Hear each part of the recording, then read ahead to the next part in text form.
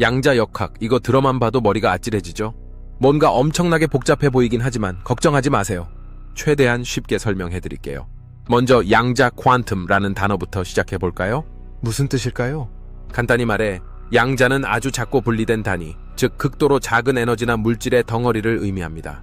이렇게 어떤 것을 아주 작은 조각으로 나누는 아이디어를 양자화라고 하죠. 마치 돈을 생각해 보세요.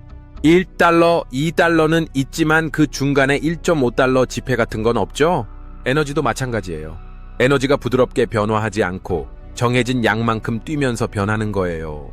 그렇다면 무엇이 양자화될까요? 바로 전자의 에너지입니다. 원자 속의 전자는 아무 에너지나 가질 수 없어요. 특정 에너지 수준, 즉 에너지 상태에만 존재할 수 있죠. 전자가 사다리를 오르는 모습을 상상해 보세요. 사다리의 발판 위에 서 있을 수는 있지만 그 중간에 떠 있을 수는 없는 것과 같아요. 혹시 광전 효과 들어보셨나요? 바로 아인슈타인이 노벨상을 받았던 주제예요. 빛, 즉 광자가 금속 표면에 닿으면 전자가 튀어나오죠. 그런데 왜 그럴까요? 광자가 전자에게 부딪혀 에너지를 줄 테니 떠나라! 라고 말하는 것과 같아요. 광자의 에너지가 충분히 강하면 전자가 금속에서 탈출할 수 있습니다. 이렇게 해서 광전 효과가 발생하는 거죠.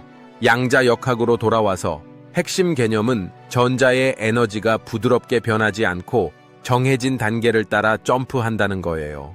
그리고 전자가 특정 에너지 수준에 있을 때는 파동처럼 움직이며 아주 특이한 방식으로 움직이죠. 이 파동 같은 움직임을 설명해 주는 게 바로 슈로에딩거 방정식입니다. 수학적인 부분은 신경 쓰지 않아도 돼요. 그냥 전자가 어떻게 움직이는지 설명해 주는 방정식이라고 생각하면 됩니다. 그렇다면 양자역학이 기존의 고전 물리학과 어떻게 다를까요? 바로 터널링 같은 기묘한 개념이 등장합니다. 고전 물리학에서는 에너지가 부족해서 벽을 넘을 수 없다면 꼼짝없이 갇혀 있어야 합니다. 하지만 양자역학에서는 전자가 벽을 뚫고 지나갈 수도 있어요. 마치 마술처럼 말이죠. 말도 안 되는 것처럼 들리지만 양자세계에서는 실제로 일어나는 일입니다. 그리고 물론 슈레딩거의 고양이를 이야기하지 않을 수 없죠. 고양이가 살아있으면서 동시에 죽어있는 그 유명한 사고 실험이 바로 양자역학에서 나온 거예요. 이건 중첩이라는 개념과 관련이 있습니다. 전자 또는 이론상 고양이가 동시에 여러 상태에 존재할 수 있다는 것이죠. 걱정 마세요. 실제 고양이는 아무 상관없어요. 결론적으로 말하자면 양자역학은 전자가 특정, 고정된 양의 에너지만 가질 수 있다고 말합니다. 그리고 그 에너지 수준 내에서 전자는 파동처럼 행동해요. 그 파동은 전자가 어디에 있을지의 확률을 알려줍니다. 여기 있을 수도, 저기 있을 수도, 심지어 동시에 여러 곳에 있을 수도 있죠. 이해되셨나요? 좋습니다.